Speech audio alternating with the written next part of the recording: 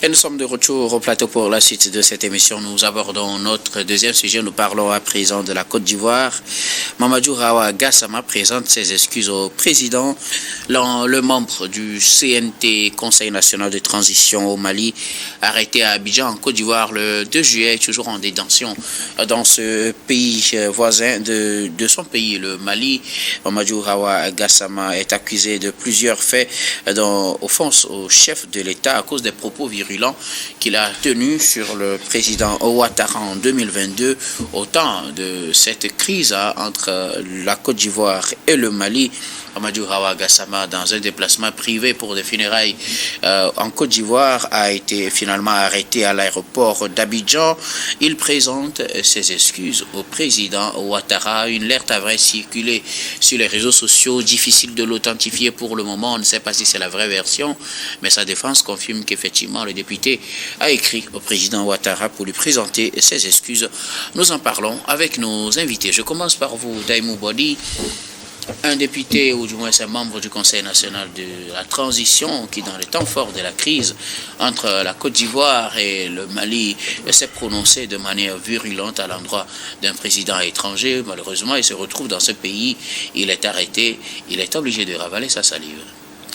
Bon, il est vraiment obligé parce que sur le plan juridique, peut-être lui-même il comprend que c'est compliqué. Et sur le plan diplomatique, malheureusement, les relations entre le Mali et la Côte d'Ivoire ne sont pas bonnes. On se rappelle déjà les 49 militaires arrêtés entre-temps. Donc, les gens peut-être se disent que la Côte d'Ivoire a profité de l'occasion pour répondre aussi à ce qui s'était passé entre-temps. Maintenant, moi, je suis quand même déçu de cette déclaration. Vous savez, quand on est un grand homme, un homme politique et un homme d'État, on ne peut pas quand même se permettre de faire des déclarations comme ça sur un autre chef d'État, sur un pays, même si c'est un pays ami, allié ou un pays avec qui on a des difficultés. Il faut quand même, lors des déclarations, faire très attention pour ne pas rentrer sous le coup de la loi. Et bon, malheureusement, les faits sont déjà déroulés. Et la Côte d'Ivoire est dans son droit de répondre et de faire appliquer la loi. Bon, malheureusement aujourd'hui, est-ce que sur le plan diplomatique, le Mali a des moyens de rentrer en négociation avec la Côte d'Ivoire pour pouvoir obtenir sa libération? On reviendra sur cet aspect maintenant, tout à l'heure. Parlons même de ses excuses. Voilà. Un député qui se prononce sur une affaire et qui est arrêté et qui retire ses propos sous contrainte, c'est juste dans l'idée d'obtenir libération, ou pensez-vous que c'est sincère ce qu'il pense, ce qu'il écrit? Non, mais que ce soit sincère ou pas, il faut reconnaître qu'il doit le faire, qu'il doit forcément le faire pour quand même apaiser les tensions. Parce qu'il était accusé d'injure. Et quand vous injurez quelqu'un que vous reconnaissez les faits, il faut forcément lui présenter vos excuses. Si on reconnaît les faits et si on reconnaît qu'on a mal fait. Bien sûr, bien sûr. C'est pourquoi je voulais savoir, est-ce que c'est sincère? Donc il reconnaît qu'il a mal fait ou plutôt juste pour permettre de faciliter la procédure? Non, il a reconnu, c'est pour ça qu'il présente ses excuses. De toutes les façons, il n'avait pas le choix. C'est ce que je dis, il n'a pas vraiment le choix. Il n'a pas le choix, il doit forcément présenter ses excuses, peut-être pour permettre d'apaiser les tensions. Sinon, il sera frappé par le coup de la loi. Voilà. Merci beaucoup à vous, Daimou Bodi. Adam Adronou, Mamadou Rawa Gassama est obligé de présenter ses excuses au président Ouattara. Je le rappelle, il y a une version d'une lettre qui a circulé sur les réseaux sociaux.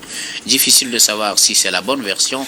Ce qu'on retient en tout cas, c'est qu'il a présenté ses excuses au président Ouattara.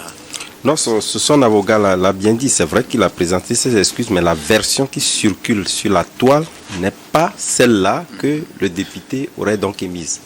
Mais quand cela ne tient de toutes les façons, je pense que ce soit la version authentique que la version qui circule sur les réseaux sociaux, nous savons que les termes de ces deux versions-là, même si on n'a pas eu droit à la version authentique, cela présente des excuses. C'est ce qui est important.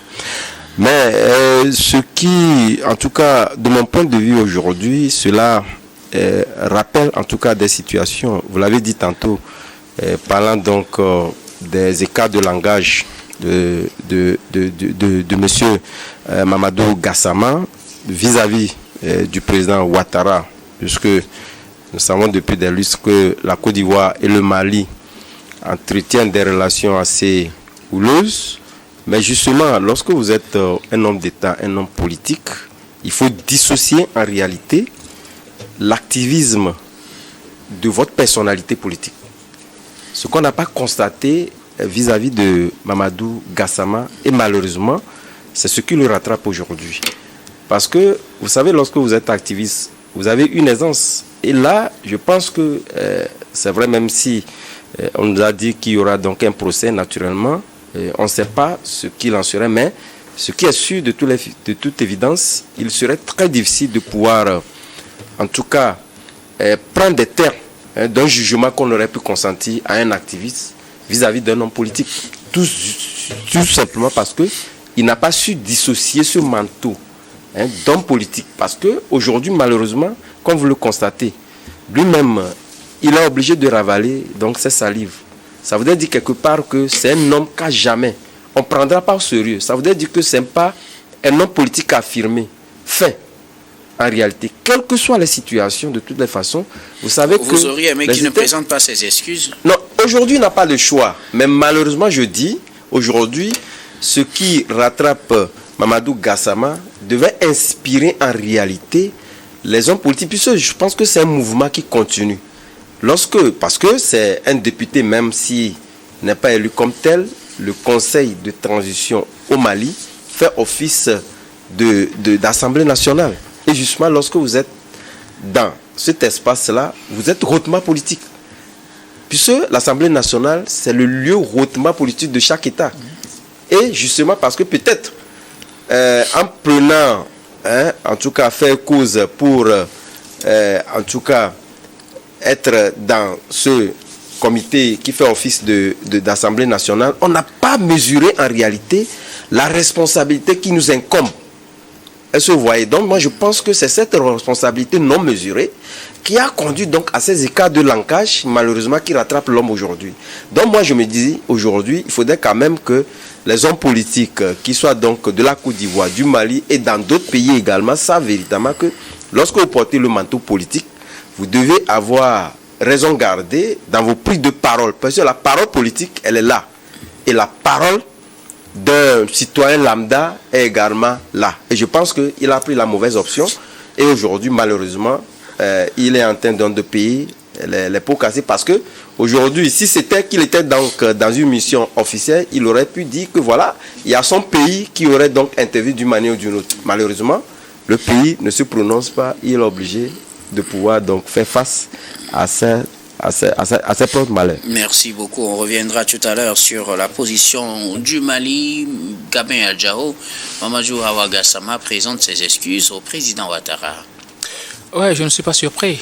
Je vois cela venir parce que c'est un peu compliqué. Normalement, cette situation-là n'aurait jamais eu lieu si on était dans des États qui avaient véritablement de très bonnes relations. Malheureusement, ce n'est pas le cas entre le Mali et la Côte d'Ivoire. Et aujourd'hui, Mamadou Hawa Gassama se trouve être rattrapé par les déclarations depuis 2022. C'est un peu bizarre. On ne fait pas je ne suis pas en train de faire l'apologie des injures. Mais on sait très bien que quand on est chef d'État, on est homme public, on est exposé à des critiques, surtout que c'était dans une situation un peu délétère entre les deux pays. C'était comme les moyens de défense des populations et de certaines personnalités. Parce que déjà, quand tu prends du côté de la Côte d'Ivoire, j'ai eu à suivre des débats où des personnalités, même des universitaires, ont eu à traiter le régime malien de voyous, de brigands et de tous les noms d'oiseaux. Je suis sûr que si jamais ces personnes-là se rendaient au Mali à ce moment-là, ou bien actuellement, ils peuvent être aussi arrêtés pour ça. Donc, ce n'est pas de nature à apaiser le climat quand on sait très bien qu'en Afrique, on est interdépendant. Oui, mais on est en train de couper. Qu'il faut manquer de respect. Non, c'est factuel. Les déclarations de Hawa Gassama sont là. Et si il est jugé, ben, il sera déclaré coupable. C'est tout à fait normal. Parce que ces déclarations sont là, on les a tous écoutées. Maintenant, le niveau de la personne, de la victime plutôt, Alassane Dramane Ouattara, est-ce qu'un chef de l'État peut se rabaisser à ce niveau-là et faire interpeller quelqu'un qui en 2022 avait tenu certains propos discourtois envers lui. Vous pensez que le président Ouattara, du moins que la Côte d'Ivoire ne devrait pas l'arrêter, puisque officiellement ce n'est pas le président, c'est la justice qui se saisit de l'affaire. Vous pensez que la justice ne devrait pas se saisir de cette affaire? Si une justice... Non, je voudrais que vous soyez clair. Non, je suis clair. La justice ne devrait pas le faire. Si une justice se voit investie d'une mission, et se voit que c'est très important d'interpeller quelqu'un qui entre-temps a insulté le président de la République, alors là, je peux dire que cette justice-là véritablement n'a rien à faire. Parce que imaginez que les mêmes propos, je suis sûr que vous suivez deux jeunes qui sont sur les réseaux sociaux aussi, qui sont ivoiriens, et qui vont jusque dans ces pays-là, à la frontière, pour insulter les présidents de ces pays. Mais au grand jamais, ces présidents-là n'ont porté plainte. S'il se retrouve, on n'a pas dit que le président Ouattara a porté plainte. Si ces messieurs se retrouvent au Burkina, par exemple, et qu'ils sont arrêtés, vous allez vous sentir offusqué? Non, j'allais me sentir offusqué. Pourquoi? Parce que, écoutez, n'est-ce pas plutôt là faire l'apologie du manque de respect envers non, pas du tout. Écoutez, il y a quelque chose qui est un principe pour des personnalités. Déjà, il y a le silence, on répond en silence à un imbécile par le silence. Quand vous vous taisez pour ce genre de choses, arrivé à un moment donné, les gens ne vont plus les considérer. Eux-mêmes, ils vont se taire. Mais quand vous êtes au sommet de l'État, vous avez des soucis beaucoup plus importants. Une justice, le pouvoir judiciaire, qui doit s'occuper des affaires beaucoup plus importantes. Et parce que quelqu'un a insulté le président ou bien a traité le président avec des propos discourtois en 2022, vous gardez ça en rancune parce que vous voulez laver l'affront, tout simplement, peut-être parce que vos militaires ont été arrêtés au Mali. Ce qui se passe actuellement, Hawa a été gardé parce que on le voit comme un bouc émissaire par rapport à la situation qui a prévalu entre le Mali et la Côte d'Ivoire par rapport aux 49 militaires. C'est ce qui se passe actuellement. Sinon, dans les normes, ces propos-là, dans des pays, vous avez déjà vu les Français comment ils traitent Emmanuel Macron de tous les noms d'oiseaux, mais à aucun moment la justice ne s'est saisie de cela. À aucun moment. Peut-être pour le gars qui l'a giflé. Mais le gars qui a atteint à son intégrité physique, là, il a fait quelques mois de prison. Mais ici, je trouve ça un peu ubuesque qu'on s'acharne sur un individu comme ça, parce que il a tenu des propos, on l'arrête, on le garde.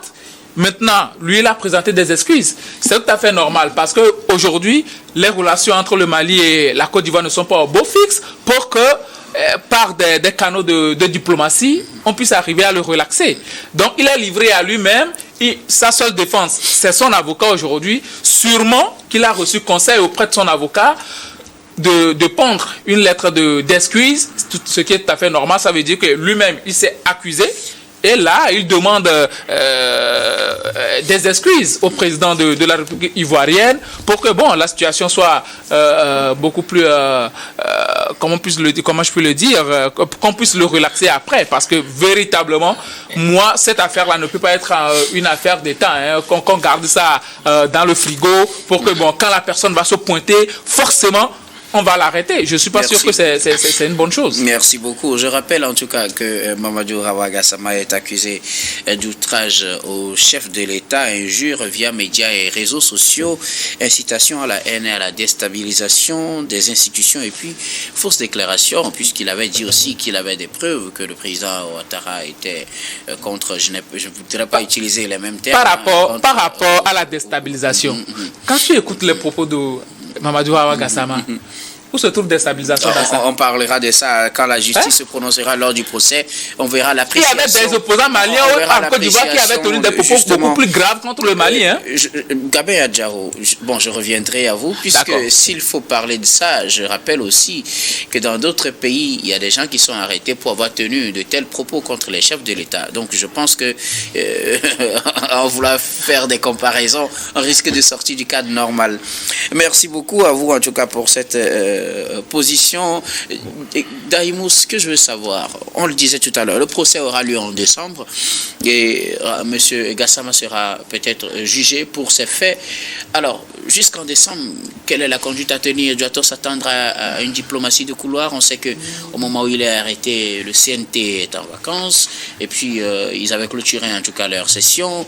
Est-ce que le Mali va se prononcer officiellement, puisque jusque-là, il n'y a pas encore de déclaration officielle de la part du Mali? Est-ce à dire qu'il y a un travail déjà qui est en train d'être fait dans les couloirs? Sinon, on va le garder en Côte d'Ivoire jusqu'en décembre. Il était venu pour des funérailles. On ne vient pas gérer aux funérailles jusqu'en décembre. Comment doit-on déjà appréhender la suite de cette affaire, selon vous? Bon, déjà, il faut souligner qu'il est actuellement sous mandat de dépôt. Et donc, étant sous mandat de dépôt, sauf décision contraire du juge, il est obligé de rester en Côte d'Ivoire jusqu'au jour du procès. Maintenant, l'avocat peut demander une liberté conditionnelle ou provisoire. Maintenant, il n'est pas ivoirien. Et donc, quand on va le libérer, il va quitter automatiquement. Voilà. Et donc, c'est pas évident que sur ce point, son avocat puisse obtenir cela. Mais néanmoins, il faut souligner qu'il est comme un député et donc qu'il est doté d'une immunité parlementaire au Mali.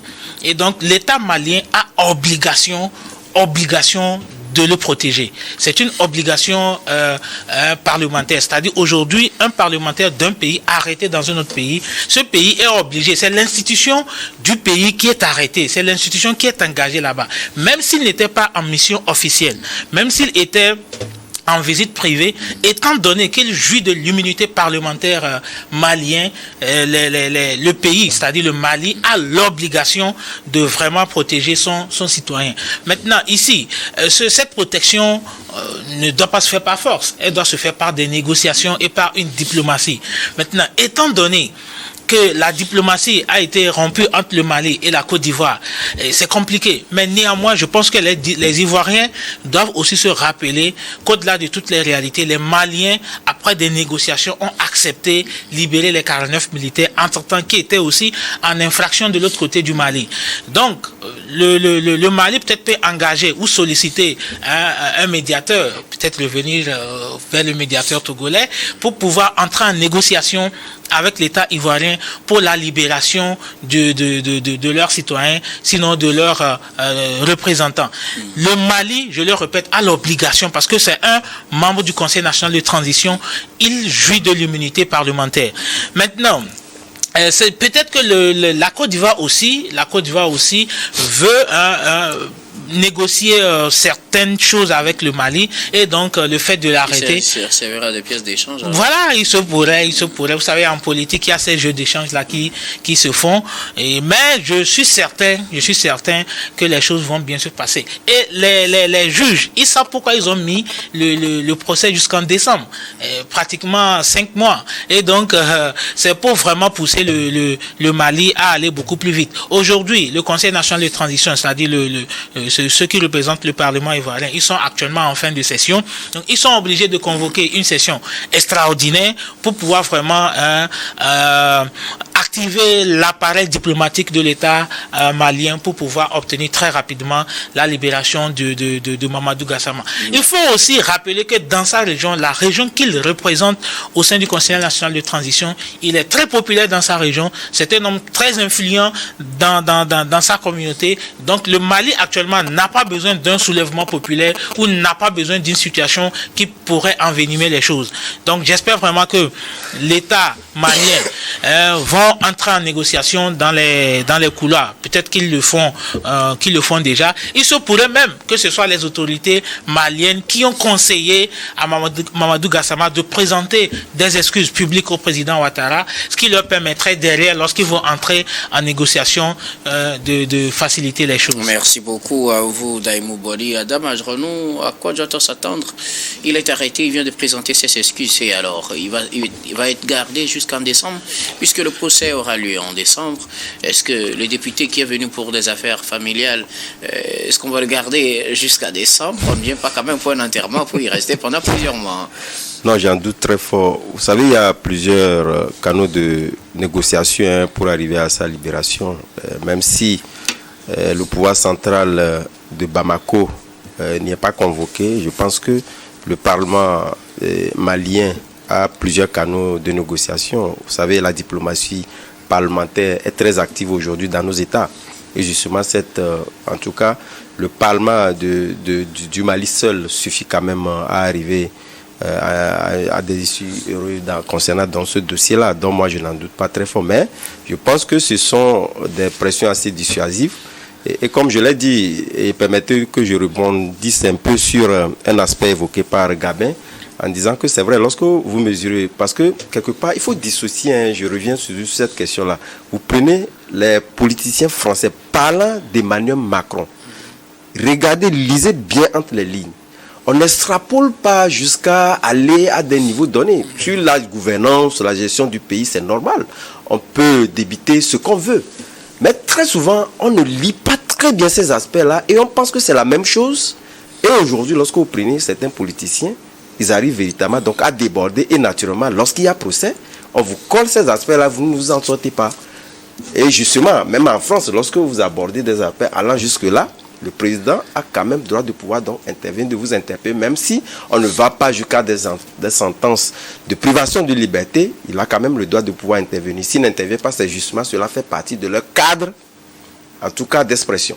Donc pour revenir, donc, moi je me dis véritablement, peut-être, pourquoi pas, peut-être c'est Sévon Kodjo Adedje qui va être interpellé, parce que cette diplomatie, vous l'avez constaté, il s'invite à tout moment, et on parle de diplomatie parlementaire, donc moi je dis très fort qu'il puisse rester dans les geôles jusqu'en décembre quand même, ce serait quand même étonnant. Merci beaucoup à vous, Adam Adjronou. Alors, Gabin Adjarou, que doit-on espérer, hein? Il est arrêté, il a présenté ses excuses. Va-t-il rester en prison ou bien au Burkina Faso